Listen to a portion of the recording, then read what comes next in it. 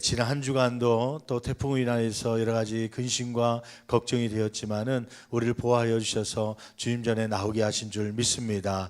우리 좌우 계신 분들 한번 인사 나누죠. 참 잘 오셨습니다. 하나님은 당신을 사랑하십니다. 당신은 하나님께 보석입니다. 할렐루야 아멘. 오늘은 사도행전 10장 9절에서 23절 말씀을 중심으로 해서 편견을 깨라라고 하는 주제를 가지고 우리가 함께 말씀을 나누려고 합니다. 편견이라는 것이 무엇입니까? 그 한문적인 표현을 보니까 이렇게 기록하고 있습니다. 편자는 치우칠 편자, 그리고 견자는 볼견자입니다. 치우쳐서 본다고 하는 것이죠. 사전적 의미를 보니까 공정하지 못하고 한쪽으로 치우친 생각, 그것을 편견이라고 이야기합니다. 여러분 잠깐 유튜브에 나와 있는 동영상을 잠깐 소개해 드리려고 그래요. 편견에 대해서 우리가 얼마만큼 삶 가운데 많은 편견을 갖고 있는지 한번 보여주는 그러한 실험을 담긴 내용입니다. 한번 동영상을 한번 보여주시겠습니다.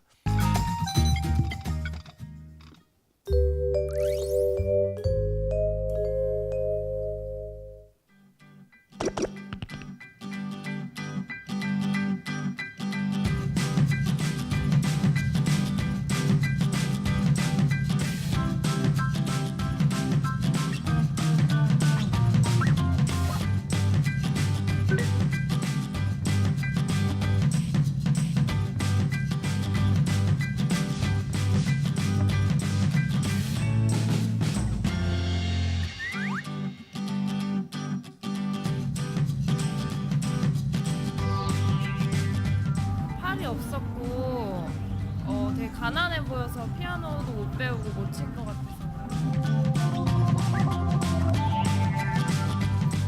피아노 치기에는 팔이 불편해서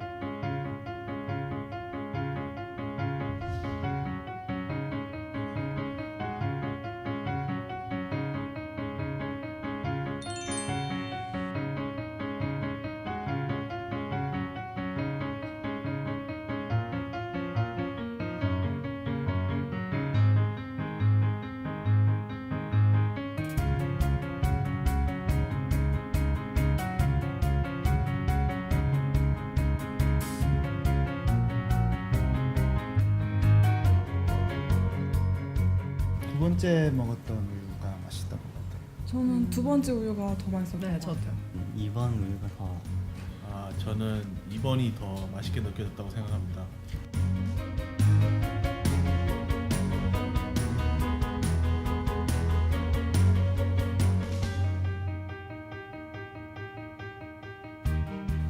맛이 어떻게 다른가요? 조금 더 담백해야 되나? 고소하다고 해야 되나? 최고급 우유라서 그런가? 더 약간 고소했던 것 같은데? 담백했던 것 같아요.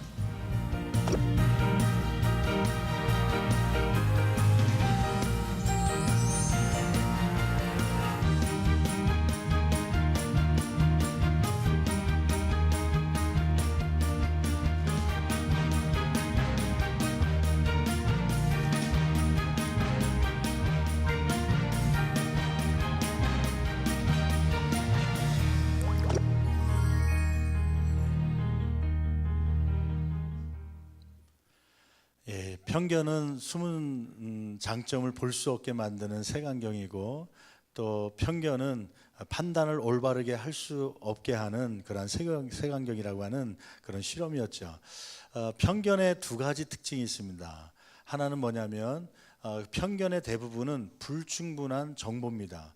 확실한 정보가 아님에도 불구하고 누구에게 들은 말 한마디 때문에 혹은 내가 경험한 한순간의 느낌 때문에 그 전체를 평가하고 편견으로 가는 경우가 있죠.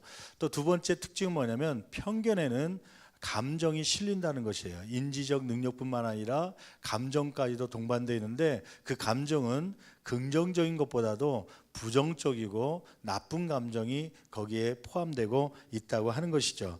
하나님께서 이 예수 그리스도를 통하여서 세상 땅끝까지 복음을 증거하는 삶을 살라고 제자들에게 부탁을 했는데 제자들은 또 초대교회 성도들은 유대 지역을 벗어나지 못했습니다. 그 가장 큰 이유는 뭐냐면 편견 때문이었습니다. 유대 지역을 벗어난 이방인들은 하나님께서 구원할 수 없는 사람들이다. 또 그들은 지옥의 땔감으로 하나님께 만든 것이지 그들을 하나님께서 선택하지 않으셨다라고 하는 그러한 편견이 이 복음을 유대 지역을 벗어나지 못하도록 막는 거였죠. 베드로조차도 이방인들이 구원받는 것에 대해서 넉넉한 마음을 갖고 있지 않았습니다. 그때 하나님께서 베드로에게 환상을 보여주시고 그 편견을 깨뜨리게 하는 그러한 일들을 보여주시죠. 그리고 나자 베드로가 이제 이방인인 고넬료의 집에 가서 그 가정에 복음을 증거하고 세례를 베풀고 구원받게 하는 놀라운 일들이 시작되었고 결국 바울 사도를 통하여서 이방인 지역에 복음이 증거되는 열매를 얻게 된 것입니다. 오늘은 이러한 배경을 통하여서 우리에게 있는 편견이 있다면 이 편견은 어떻게 깰 수 있는지에 대해서 함께 살펴보면서 귀한 은혜를 받기를 간절히 축원합니다. 먼저 오늘 본문을 관찰하는데 첫째로 베드로에게 보여준 환상, 편견, 베드로에게 갖고 있었던 편견을 깨기 위해서 하나님께 보여준 환상은 어떤 것이었습니까? 첫째로 9절 말씀에 보면 시간적으로는 베드로를 초청하기 위해서 지난 시간에 우리가 배웠듯이 고넬료라고 하는 백부장이 가이사랴에 있었는데 기도하는 중에 음성을 듣고 베드로를 초청하라 그런 음성을 듣고 부하들을 보냈죠. 그 부하들이 막 베드로의 거주하고 있는 요바에 도착할 때쯤 돼서 이 환상을 보게 된 거죠. 9절 말씀 우리 같이 한 목소리로 봉독해 보시겠습니다. 이튿날 그들이 길을 가다가 그들은 누굴 얘기하냐면 그 1절부터 8절 말씀을 쭉 읽다 보면 지난 시간에 배웠듯이 고넬료 백부장이 부하들을 시켜서 성령이 말씀하신 대로 베드로를 청하기 위해서 요바로 보내죠. 그 요바에 갔던 세 사람이 길을 가다가 그 성에 가까이 갔을 그때 요바라는 곳에 베드로가 있는 곳에 가까이 갔을 그때 배경으로 하는 것입니다. 시간적으로는 제6시가 되어서 베드로가 기도하기 위해서 지붕에 올라갔을 때를 말씀하고 있죠. 한번 계속 읽어볼까요? 9절 하반절 말씀. 갔을 그때에 베드로가 기도하려고 어디에 올라가니? 지붕에 올라가니. 여러분들 그 성지순례를 혹시 여유나 시간 물질적으로 여유가 있을 때 한번 꼭 가길 원합니다. 다리가 흔들릴 때 말고 가슴이 흔들릴 때 떨릴 때 그때 가야 되는데요. 하여튼 빚지고라도 하여튼 가는 게 좋습니다. 건강할 때 보고 오는 것이 앞으로 어차피 신앙생활을 평생 할 거니까 보고 오는 게 좋은데 저도 사실은 이스라엘 지역은 한 번도 가본 적이 없습니다. 책으로나 이렇게 봤는데 그 박물관 같은 데 가보면 이스라엘 그 당시 예수님 시절에 그 집의 형태에 대해서 보여주고 있어요. 근데 우리나라 그 집 형태랑 비슷합니다. 1층 가옥을 짓고 2층은 옥상처럼 해서 사람들이 오르락 내리락 할 수 있는 장독대도 놓기도 하고 옥상에서 바람도 쐴 수 있도록 그렇게 만든 그러한 집, 한쪽에 계단을 놓고 올라가는 곳이죠. 올라가서 지붕이 있는데 그 지붕은 조용한, 베드로가 왜 올라갔냐면 뭐 하기 위해서 올라간 거예요? 지붕에요? 기도하기 위해서요. 정오쯤 되어서 6시라고 하는 것은 오후 12시 정도 됐을 때입니다.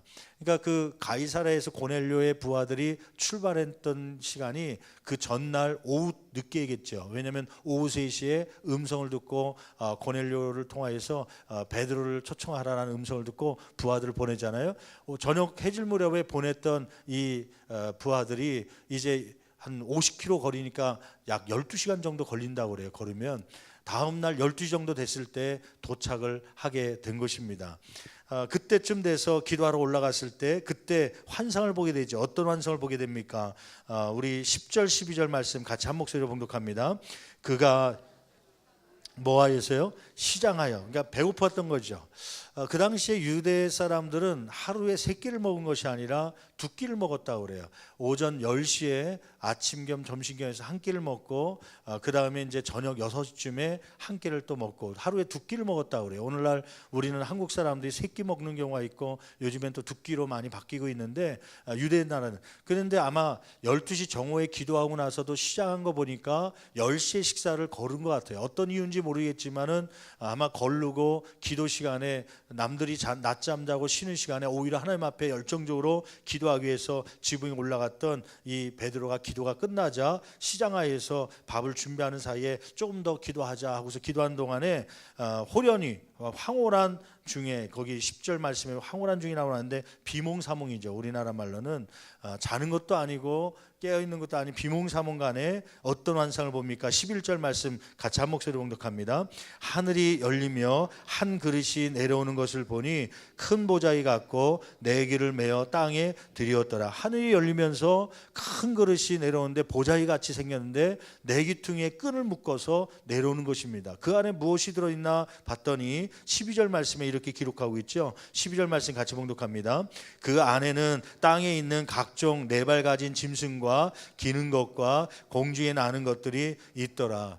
온갖 짐승들이 있는데 아마 이 땅에 있는 모든 짐승이 있는 것이 아니라 나중에 보면 그거는 더러운 것입니다. 그건 깨끗하지 않은 것입니다. 베드로가 얘기한 거 보니까 아마 레위기 11장에 나왔던 부정한 짐승들의 대표적인 짐승들이 들어있었던 것 같아요. 예를 들면 레위기 11장에 보면 각종 네 발 가진 짐승 가운데 부정한 짐승으로 먹지 말라고 했던 동물들이 뭐냐면 낙타고기 혹은 토끼, 돼지, 너구리 이러한 것 부정한 짐승이니까 입에 대지 말아라 먹지 말라 얘기했었죠. 기는 것 중에 부정한 것은 뭐냐면 두더지, 도마뱀, 악어, 쥐 이런 것들을 먹지 말라. 공중에 나는 것들 중에 부정한 음식은 뭐냐면 독수리, 솔개, 물수리 또는 까마귀, 타조, 갈매기, 올빼미, 부엉이, 뭐 박쥐 이런 것들 이러한 것들이 아마 그 속에 있었던 것 같아요.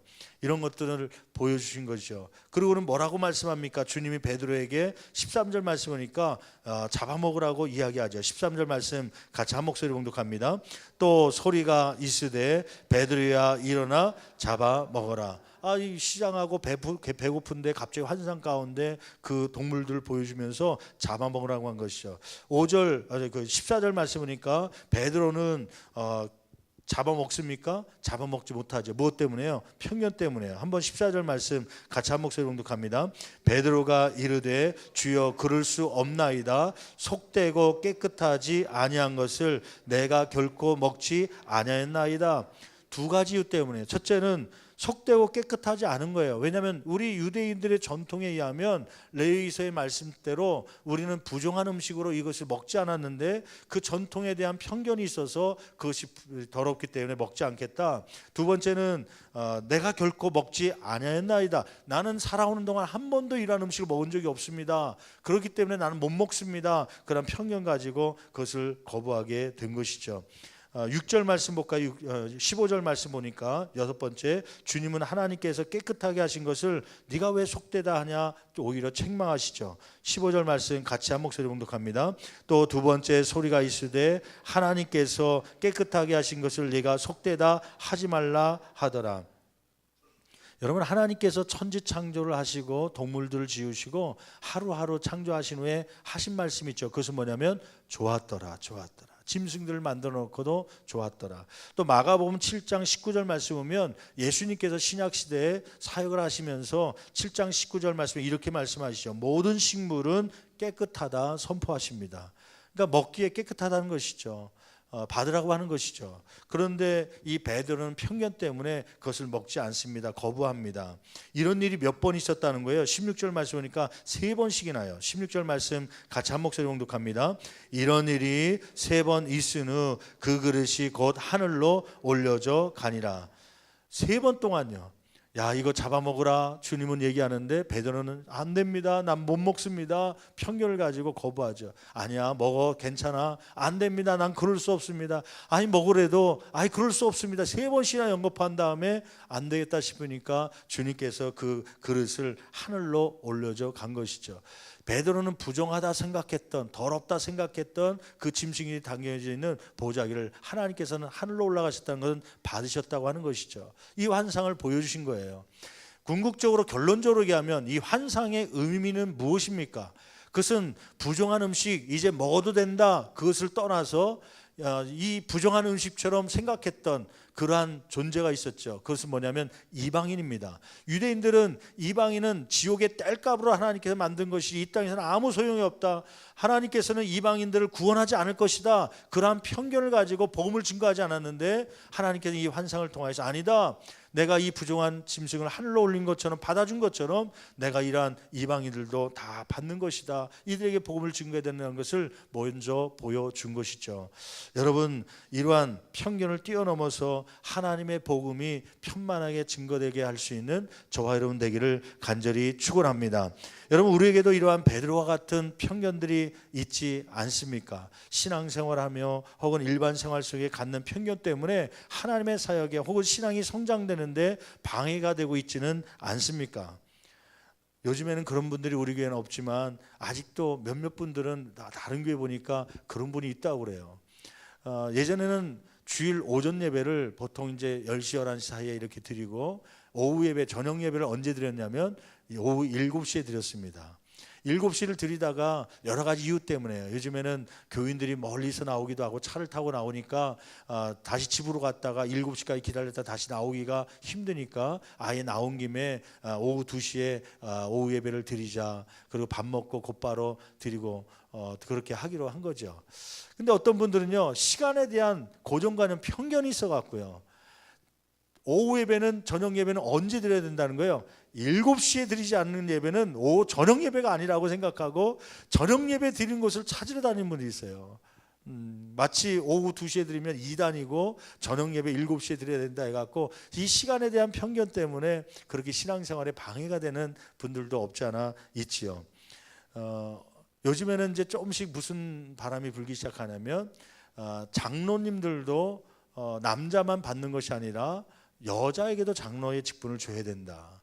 근데 고정관념이요, 편견이 어떤 편견이냐면 장로님은 남자만 돼야 된다고 하는 그런 고정관념이 있는 분들이 많이 있어요. 저희 교단에서도 오래전부터 이제 여자 장로도 세우기도 하고 주변의 큰 교회들이 여자 장로님을 세웁니다.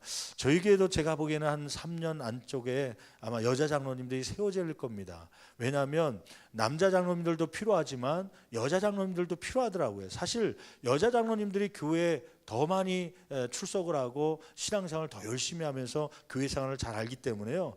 또 남자 성도들은 여성의 필요함을 잘 모르거든요. 그래서 여성들이 장로님이 돼서 당회에 와서 같이 상의하고 토의하고 교회를 이끌어가는 것이 좋다라고 하는 것이 현대 목회 가운데 허용되고 있는 부분입니다. 우리 교단에서 인정하고 있고요. 아마 우리 교회도 여자 장로님들이 앞으로 3년 안팎으로 세워져야 될 줄 믿습니다. 아멘이 잘 안 나오잖아요. 아직까지 이제 편견이 장로는 누구만 돼야 된다, 남자만 돼야 된다는 생각이 많이 있어서 그럴 수도 있죠. 가정 안에서도 편견이 있더라고요. 편견이요. 어저께 우리 구역 식구들 또 돌예배 마치고 식사를 하고 또 차를 마시면서 대화를 나누면서 어떤 분이 그런 얘기 하더래요.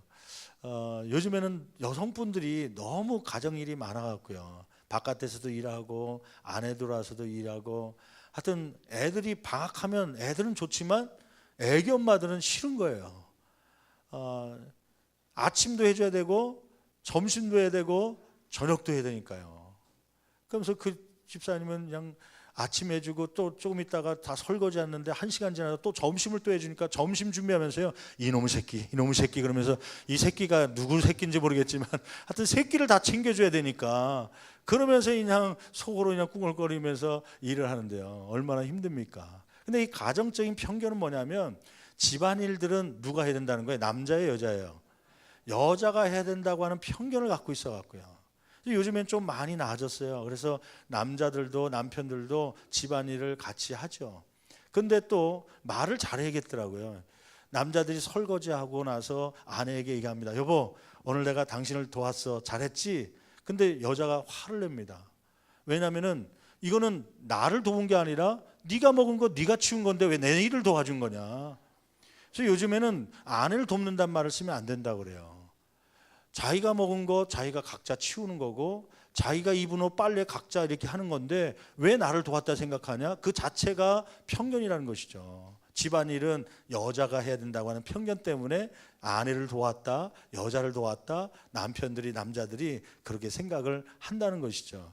그래서 여러분 요즘에는 가정 안에서도 이러한 편견을 깨고 여성과 함께 가정 일을 동반자가 되어서 같이 일을 돕는 분들이 참 많아지고 있죠. 여러분 이러한 편견들이 우리 가운데 있습니다. 가정 안에, 교회 안에 신앙생활 하는데, 성장하는데, 혹은 하나님의 일을 하는데 방해거리가 많죠. 여러분 이러한 편견들을 어떻게 깰 수 있습니까? 오늘 하나님께서 베드로를 통하여서 그 편견을 깨기 위해서 환상을 보여주면서 그 과정들을 보니까 세 가지 과정을 거칩니다. 첫째, 이 편견을 깨기 위해서 우리에게 필요한 것은 무엇입니까? 나에게도 편견이 있을 수 있음을 인정해야 합니다. 그래야 편견을 깰 수 있습니다. 여러분 14절 말씀 볼까요? 14절 말씀 같이 한 목소리로 다시 한번 봉독합니다. 베드로가 이르되 주여 그럴 수 없나이다. 속되고 깨끗하지 아니한 것을 내가 결코 먹지 아니했나이다. 여러분 율법적으로 내려오는 편견 혹은 또 내가 생활 가운데 한 번도 먹지 않았던 음식들 편견, 그러한 것들이 누가 갖고 있었던 거예요? 베드로가요. 여러분 베드로는 지금 12시에 남들이 쉬고 잠자고 낮잠 잘 시간에 그는 열심히 기도하는 사람입니다. 수제자 가운데 하나죠. 또 그는 말씀 하나로 3,000명이 회개하고 돌아오는 그러한 역사를 일으켰던 훌륭한 사람입니다. 그러한 사람에게도 무엇이 있었다? 편견이 있었다. 하물며 저와 여러분에게도 편견이 없겠습니까? 편견이 있음을 인정하고 혹시 내가 얘기하는 것이 잘못된 치우친 생각일 수 있다라는 것을 인정하는 사람이 편견을 깨트릴 수가 있는 것이에요. 어떤 분들은 이런 분들이 있어요. 여보 들었어, 김 집사님이 그랬대. 옆에서 진짜 김 집사님이 그런 거 봤어? 나는 확실한 것만 얘기해. 확실해 정확한 거니까 나만 믿어. 여러분 이런 사람은 편견이 깨지기가 어려운 사람이에요. 여러분 나는 실수할 수 있다, 나는 편견을 가질 수 있다 인정하는 사람이 이 편견을 깨트릴 수 있게 되는 것입니다. 여러분 나중에 베드로가 이 편견을 깨트리는데 어느 정도 깨트리게 되냐면요, 26절 말씀 읽어볼까요? 26절 25절부터 한번 읽어보죠. 25절부터 잠깐 한 절 앞으로 가갖고 25절 내용에 보면 마침 이제 베드로가 고넬료 집에 들어옵니다. 그러니까 이제 고넬료의 부하들이 가갖고 우리 고넬료 백부장이 당신을 초청하고 있습니다. 그랬더니 성령님께서 야 따라가라 해갖고 베드로가 따라갑니다. 그래서 26절 말씀 보면 베드로가 그 고넬료 집에 딱 도착하니까 고넬료 백부장이요 갑자기 베드로 앞에서 넙죽 절하면서요 막 숭배하듯이 절합니다. 그랬더니 베드로가 뭐라고 얘기합니까? 26절 같이 한 목소리로 26절 읽어볼까? 26절 26절 같이 봉독합니다. 베드로가 일으켜 이르되 일어서라 나도 누구다?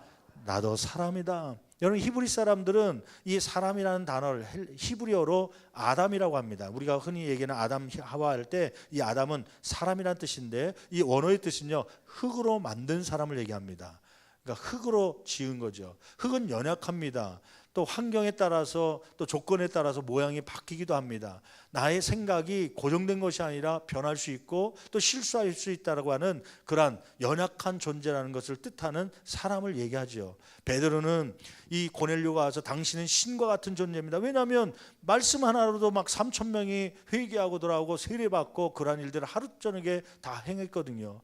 또 주의 천사가 사자가 나타나서 베드로를 청원할 정도로 그렇게 지시했던 선지자 같은 사람이라면 신적인 존재다 생각하고 그 앞에 막 엎적 엎드려서 절하는데 아닙니다. 나도 당신처럼 연약한 실수할 수 있는 그러한 사람입니다 라면서 오히려 일으켜 세운 것이죠.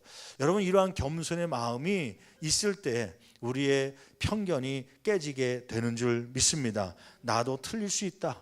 내가 말하고 있지만 그러나 나도 틀릴 수 있다는 것을 인정할 수 있어야 편견의 생각을 깰 수가 있는 것입니다. 두 번째, 어떻게 하면 우리의 편견을 깰 수 있습니까? 첫째는 내가 편견을 가질 수 있음을 인정하십시오. 두 번째는 나 중심에서 하나님 중심으로 생각이 바뀌어야 편견이 깨질 수가 있는 것입니다. 여러분 14절 말씀 볼까요? 14절 아까 좀 전에 읽었던 말씀인데 14절 잠깐만 읽어볼까요? 같이 한 목소리로 14절 말씀 같이 봉독합니다. 베드로가 이르되 주여, 중요한 말씀입니다. 잠깐만 거기 한번 밑줄 한번 가보세요. 주여 뭐 할 수 없나이다. 야, 너 이거 잡아먹으라 그랬는데 베드로가 하나님을 향해서 뭐라고 호칭하고 있죠? 주여. 주여라는 뜻은 뭐예요? 나의 인생에 뭐라는 거예요? 나는 뭐라는 거예요? 그러면 나는 당신의 종입니다. 나는 당신의 종이고 당신은 나의 인생의 주인입니다. 그러면 종은 주인의 말을 들어야 됩니까? 거부할 수 있습니까? 들어야 되는 것이죠. 여러분 그런데 베드로의 말을 보세요. 하나님에 대해서 주여 당신은 나의 인생의 주인입니다. 말로는 주인으로 얘기하면서 삶 가운데는 뭐라고 해요? 하나님께 먹으라 했는데도 뭐라고 그래요? 그럴 수 없나이다. 거부하는 것이죠. 여러분 우리 신앙생활에 혹시 이러한 신앙생활 하지 않아요? 이중적인 신앙생활. 말로는 하나님 주여 찾으면서 아버지 찾으면서 실생활 가운데 내가 중심된 삶을 살고 있는 그러한 신앙생활하고 있지는 않습니까? 여러분 15절 말씀 보면 하나님의 생각과 베드로의 생각이 구분되고 있어요. 15절 말씀 계속 읽어봅니다. 또 두 번째 소리가 있으되 하나님께서 깨끗하게 하신 것을. 자, 하나님은 이 짐승들이 깨끗하다는 거예요? 더럽다는 거예요? 깨끗하다는 것이에요. 그런데 그 뒷부분 보세요. 깨끗하게 하신 것을 네가 속되다 하지 말라. 베드로는 뭐라고 얘기하는 거예요? 속되다, 더럽다. 왜 세속적이다, 더럽다로 생각했냐면 그 짐승의 대부분들이 우상제물로 바쳐졌거든요. 이건 세상적인 거 아닙니까? 나는 먹지 못하겠습니다. 받아들이지 못하겠습니다. 베드로의 생각이죠. 여러분 자기의 생각 속에 그 중심으로 살다 보면 편견이 깨지지 않습니다. 다른 사람의 이야기가 들어오지 않습니다. 내가 생각한 것이 옳고 당신은 틀리다고 생각하면 그 편견은 깨질 수가 없는 것이죠. 여러분 자기 중심으로 사는 사람들의 대표적인 특징이 하나 있습니다. 그것은 뭐냐면 어느 일정한 시점을 중심으로 해서 그것이 마치 전체인 양 착각하고 판단하고 편견을 가지고 살아간다고 하는 것이에요. 이게 무슨 말이냐면 예를 들면 신앙생활 하면서 그런 거예요. 어렸을 때 교회 시골 교회 자라가면서 그 예배당하는 피아노가 있었다. 그래서 피아노로 예배를 드렸다. 그런데 나중에 서울로 올라와서 보니까 이 교회에 막 드럼도 치고 막 키보드도 치고 베이스 기타도 치고 시끄럽고 교회는 예전에 그 어떤 시점으로 가서 그것을 중심으로 생각하는 교회 예배는 피아노만 쳐야 된다. 그 생각으로 편견이 자리 잡는 것이죠. 자기 중심적으로 생각하는 사람의 첫 번째 특징은 어떤 일정한 시점을 중심으로 해서 그걸 가지고 마치 전체인 양 그 사람을 판단하거나 혹은 내 가치관으로 이야기해서 편견을 주장하는 경우가 있습니다. 여러분 근데 보십시오. 피아노가 사실은 교회 악기는 아니었습니다. 구약시대 때는 성가대를 얘기하면 성가대에서는요, 구약시대는 여성은 성가대가 할 수 없었습니다. 남성만 성가대였고요. 또 중세시대 때는 성직자들 중에서만 성가대를 따로 뽑았어요. 일반 평신도는 성가대를 할 수가 없었습니다. 악기도 종교개혁 당시에 루터에 의하면 그때 당시에 피아노는 술집에서 치는 악기였습니다. 옛날 우리 조선시대 가야금이 술집에서 친 것처럼 그 피아노는 술집에서 치는 악기 때문에 그는 교회 안에 들어올 수 없다. 종교개혁자 루터가 주장한 것이에요. 어떤 분은 오르간 로마 경기장에서 사용하던 도구였기 때문에 교회 안에 들어올 수 없다. 그때도 거부되었던 악기들입니다. 여러분들이 피아노다, 오르간이 예배 때 중심이 되어야 되지 않느냐? 그것은 내 생각 속에 내 편견 가지고 하는 것이지 성경적인 것은 아니죠. 어떤 교단에서는 심지어는 그 초대교회 때 예배는 성경에 보면 신약 성경에 예배 때 악기를 쳤다는 얘기가 전혀 안 나옵니다. 그래서 어떤 교단은 또 편견을 가지고 초대교회 예배처럼 돌아가기 위해서는 악기를 아무것도 치지 말아야 된다. 그래서 아카펠라로만 찬양해야 된다고 생각하는, 그래서 그걸로만 가는 경우가 있어요. 그것도 편견 중에 하나죠. 여러분 이 본질은 변하지 말아야 되지만 그러나 시대에 따라서 계절에 따라서 옷은 변해야 됩니다.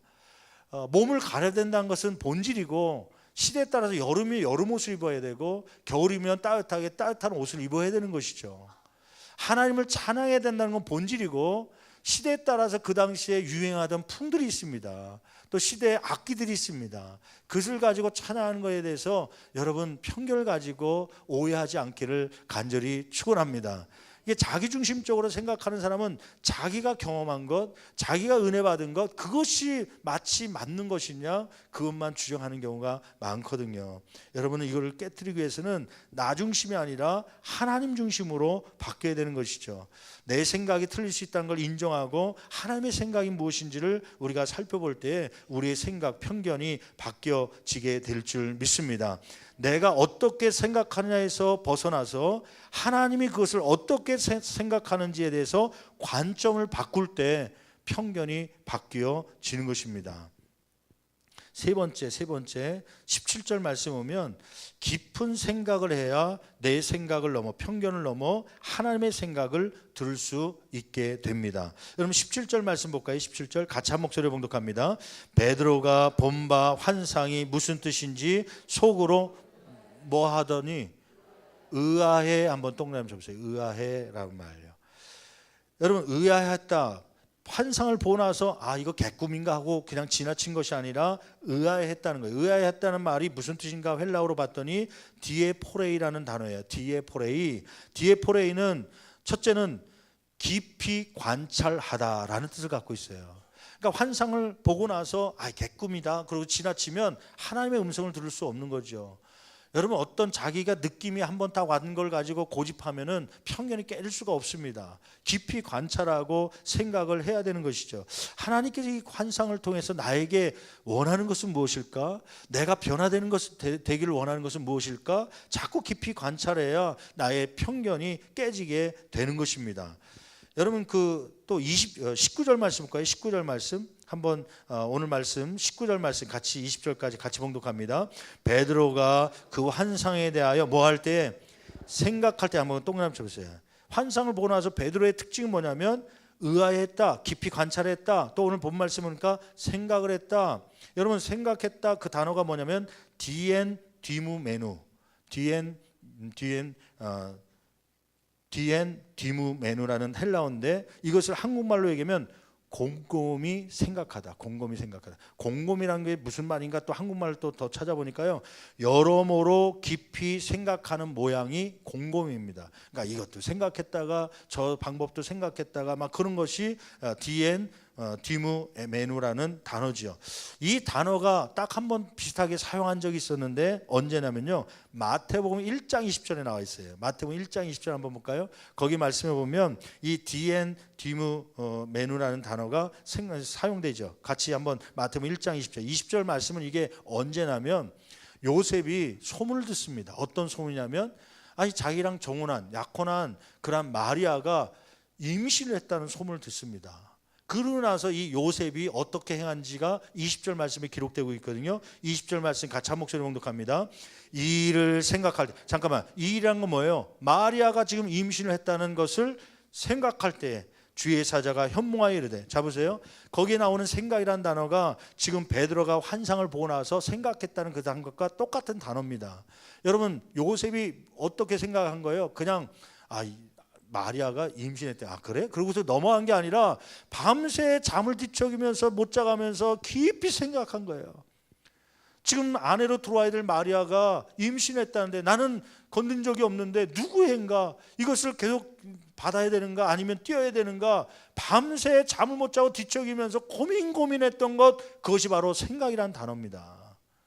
여러분 오늘 말씀으로 돌아오세요. 베드로가 환상을 보고 개꿈이라고 지나간 것이 아니라 깊이 생각한 거예요. 아까 그 의아했다, 생각하다 이 단어는요 시제로 얘기하면 미완료 시제입니다. 그러니까 한 번 생각한 것이 아니라 몇 번이나 되새기고 생각한 것이죠. 그때 공통적으로 나타난 것이 있죠. 그것은 뭐냐면 생각할 때에 깊이 고민할 때에 몇 번이나 다시 한번 되새길 때에 누가요? 성령께서 19절 말씀이니까 이렇게 기록하고 있죠. 그 환상에 대하여 생각할 때 그 다음 계속 읽어볼까요? 성령께서 그에게 뭐 하시되? 말씀하시되. 여러분 우리가 깊이 생각해야 하나님의 음성을 들을 수 있는 것입니다. 왜 편견이 깨지지 않느냐면 깊이 생각하지 않기 때문에 그래요. 그냥 내 감정대로 내 느낀대로 말하기 때문에 그것으로 끝나기 때문에 내 편견은 10년이 지나도 30년이 지나도 변하지 않는 것입니다. 깊이 생각해야 깊이 생각할 때 하나님의 음성이 들리는 것이죠. 그럼 거꾸로 왜 하나님의 음성을 듣지 못하는 겁니까? 뭐 하지 않기 때문에? 깊이 생각하지 않기 때문에요. 그 사건에 대해서 그 일에 대해서 깊이 생각하지 않기 때문에 여러분 하나님의 음성이 들리지 않는 것입니다. 깊이 베드로는 생각했죠. 그때 성령께서 그에게 말씀하십니다. 뭐라고 얘기합니까? 말씀하시되 계속 읽어볼까요? 두 사람이 너를 찾으니 20절 일어나 내려가 의심하지 말고 함께 가라 내가 그들을 보내었느니라. 그러면서 결국은 성령께서 말씀하시는 이 환상을 통하여 이방인까지도 구원케 하려고 하시는 하나님의 계획을 알게 되고 결국 자신의 편견을 깨뜨리고 하나님의 뜻대로 쓰임받게 되는 삶을 살게 되는 것입니다. 여러분 이 편견은 한순간에 내가 느낀 것, 한순간에 내가 들은 것 같고 그것이 마치 전체인 양 생각하면 편견이 될 수 있습니다. 한 번 더 생각하십시오. 그 생각하는 동안 당사자의 말도 한번 들어보십시오. 또 여러 사람의 이야기를 한번 들어보십시오. 그러면 내가 생각하는 것이 잘못되었고 혹은 그 사람의 입장도 이해하게 되고 그런 편견이 깨지게 될 줄 믿습니다. 저는 이 말씀을 같이 나누면서 우리 안에 있는 여러 가지 편견들이 있잖아요. 이러한 편견들, 복음을 증거하는데도 장애물이 되기도 합니다. 저 사람은 구원받을 수 없을 거야. 저 사람에게 복음을 전하면 저 사람은 받지 않을 거야. 싫어할 거야. 그러한 편견 때문에 복음을 증거하지 못하는 우리의 편견이 있다면 그 편견을 깨뜨리고 복음도 증거하는 전도자의 삶을 살아갈 수 있기를 간절히 축원합니다. 여러분 신앙생활하면서 여러 가지 혹시 내가 갖고 있는 신앙적 편견 때문에 신앙 성장에 장애가 되지 않기를 간절히 바랍니다. 예배 시간에 대한 것 아까 얘기했지만 또 복장에 대한 것 때문에요. 제가 3부 때는 이제 그렇게 생각을 갖고 있는 분이 많기 때문에 가운을 입고 나와요. 사실 근데 가운을 입어야 된다 말아야 된다 이것은 성경에 기록된 것은 아닙니다. 벗을 수도 있죠. 현대 목회에 와서는 좀 달리 시대가 변해가면서 가운에 대해서 목회자 가운에 대해서 요즘에는 10교회가 있으면 한 2-3교회만 가운 입고 한 7개 정도는 가운을 벗고 그냥 양복 차림으로 복음을 증거하기도 합니다. 그게 이제 성도들에게 편하게 다가갈 수 있기 때문이기도 하죠. 이거는 성경적이다 아니다를 떠나 본질이 아니기 때문에 그래요. 근데 어떤 분은 편견을 갖고 있는 분이 있어요. 꼭 반드시 가운을 입어야 된다는 편견 속에 잡히면은 이 가운 때문에 시험 드는 경우도 있습니다. 근데 저는 앞으로 현대교회뿐만 아니라 지금 젊은 세대를 또 생각한다면 이 가운도 벗을 수 있다. 왜냐하면 설교할 때는 목회자가 반드시 가운을 입어야 된다면 주일 오전에만 있습니까? 새벽 시간에도 입어야 되죠. 근데 왜 새벽 시간은 왜 허용하고 왜 주일 오전에는 반드시 입어야 된다고 해서 더운데도 제가 이걸 입어야 됩니까? 편견이거든요. 이 언젠가 가운을 벗을 날이 있을 겁니다. 성경 공부 시간에 얘기했더니 어떤 권사님이 손 들고 얘기해요. 목사님, 제가 죽기 전에는 절대 벗지 마십시오. 그분은 이 가운이 편견 속에 있어요. 어렸을 때부터 보았고 신앙생활 속에 그게 은혜되었기 때문에 그래서 제가 2부 때는 가운을 벗고 설교하지만 3부 때는 그 권사님 때문에 입고 있는 이유가 되기도 하죠.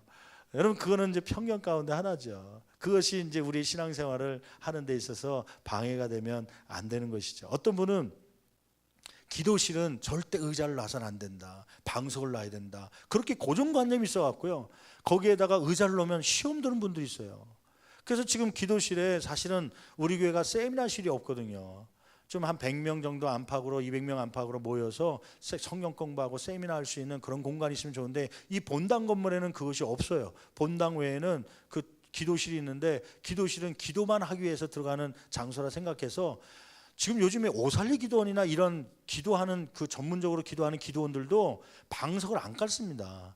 요즘에는 일식당에 나오는 것처럼 안진뱅이 등받이 있는 의자 있잖아요. 그거 놓고 예배 시간에 같이 기도도 하고 그러거든요. 근데 우리는 아직도 그런 거 놓으면 좀 뭔가 신실하지 못하고 뭔가 기도하는 자세가 아닌 것처럼 생각해갖고요.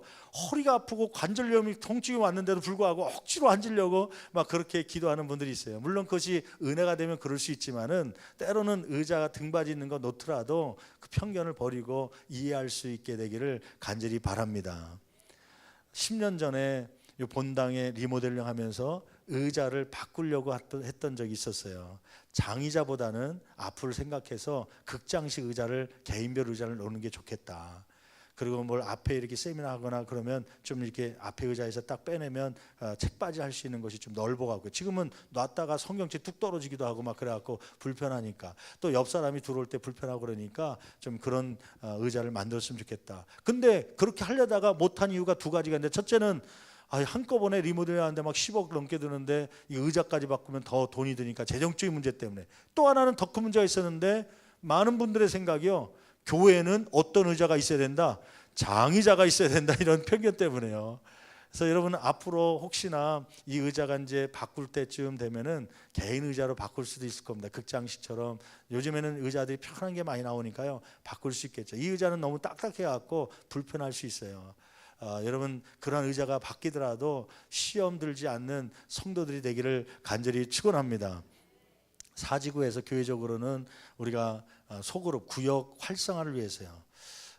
그 20년 전에는 10년 전만 해도 가정주부들이, 집사님들이, 여자분 성도들이 직장을 안 가진 분들이 많이 있었습니다. 그래서 구역 예배를 금요일로 정해서 할 수 있었어요. 금요일 날 금요 구역 예배 날로 정해서.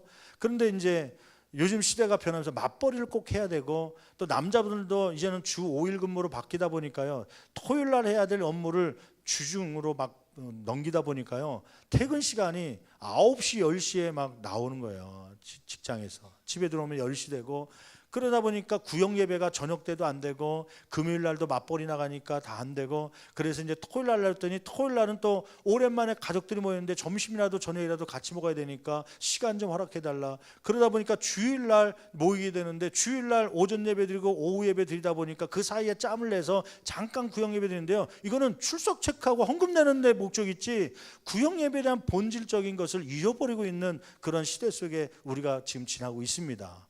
그래서 목회자로서 많은 고민을 하고 있어요.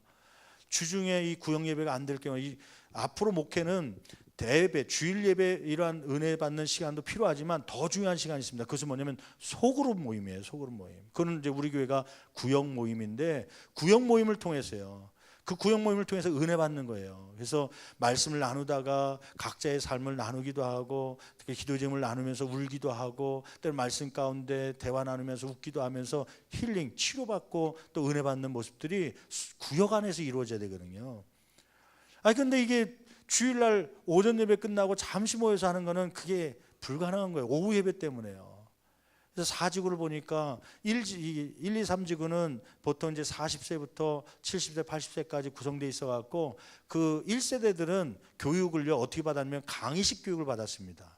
그래서 교수나 선생님이 칠판에 막 적으면 노트에다 받아줘 갖고요, 가르친 거 외우라는 거 외우고, 그런 식의 교육을 받았고, 근데 40세 저희 세대 이 밑으로는요 나눔식, 토의식 교육을 받았어요. 그래서 대학교 다닌 우리 젊은 세대들은 저 사측이 많은데, 이분들은 대학교에서 공부할 때 토의식이었습니다. 교수가 일방적으로 가르치는 게 아니라 한 학기 동안 16주 동안 가르치게 되면 첫 학기에 오리엔테이션하고, 둘째 주부터는 조별로 짜갖고 주제별로 발표하는, 자기들이 발표하고 연구하면서 배우고 습득하고 그런 것이죠. 그러다 보니까 은혜도요 자기들이 얘기해야지만, 나눠야지만, 그래야 은혜 받는 젊은 세대가 된 것입니다.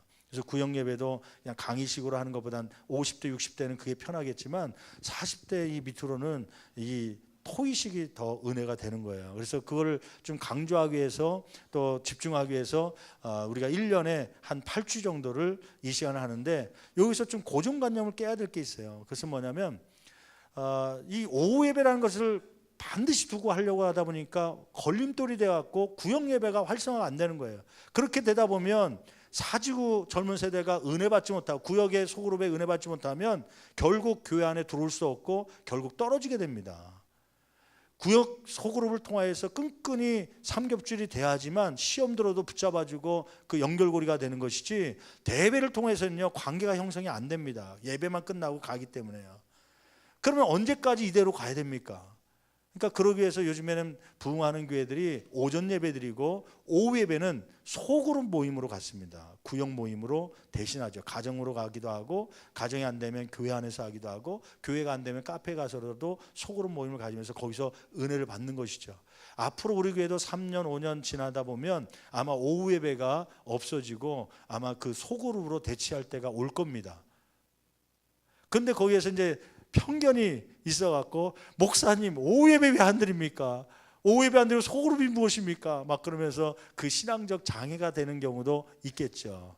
그것도 편견이죠.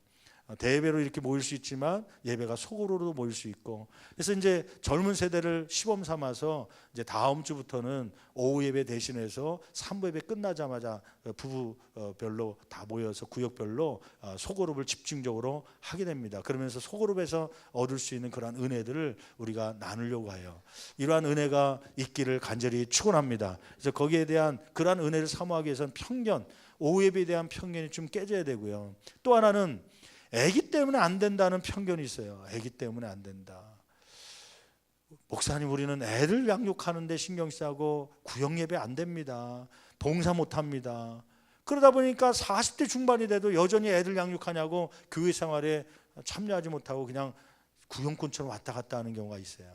난 그런 줄 알았거든요. 그런데 가까운 교회 이상모 목사님이 목회하는 베들교회를 갔더니 거기는 30대 40대 주부들이요, 여름철만 되면 봉고차 세대에 나눠서 3조로 나눠서 농어촌교회 막 페인트 칠하러 막 30, 40대가 가더라고. 부부간이 애들 데리고요. 우리 교회보다 작은 교회인데도 막 그렇게 다 하더라고요. 근데 우리는 너무 편견, 경험에 의해서 생긴 그런 편견이 있어서 30, 40대는 일을 못한다, 주방에도 들어오지 말라, 막 이런 것 때문에 이 고정관념이 돼버려갖고요. 이 고정관념 편견도 깰 수 있기를 간절히 축원합니다. 그래서 하여튼 그런 핑계 되지 않도록 교회 안에서는 근로봉사자 장학생들 만들어 갖고 돌봄 교실을 할 테니까, 하여튼 1시부터 3시 넘어서까지 할 테니까 하여튼 전적으로 말씀에 은혜 받을 수 있도록 그러한 모습들이 있기를 간절히 축원합니다. 우리 특별히 사직에 해당하는 이야기인데, 여러분, 이렇게 교회가 앞으로의 삶 가운데 우리가 갖고 있는 편견이 있다면 과감히 깨십시오. 과감히 깨십시오. 여러분, 혹시 편견 가운데 이런 편견을 갖고 있지 않습니까? 나의 신앙은 오전만 나오는 것이다. 내 신앙은 오전만 예배드리는 것이고 오후 나오면 천지가 개벽하는 것이고 그거는 절대 내 사전에는 없다. 그렇게 생각한다면요, 여러분, 신앙은 거기서 멈춥니다. 죄송하지만 신앙은요, 예배의 숫자만큼 비례하는 경우가 많습니다.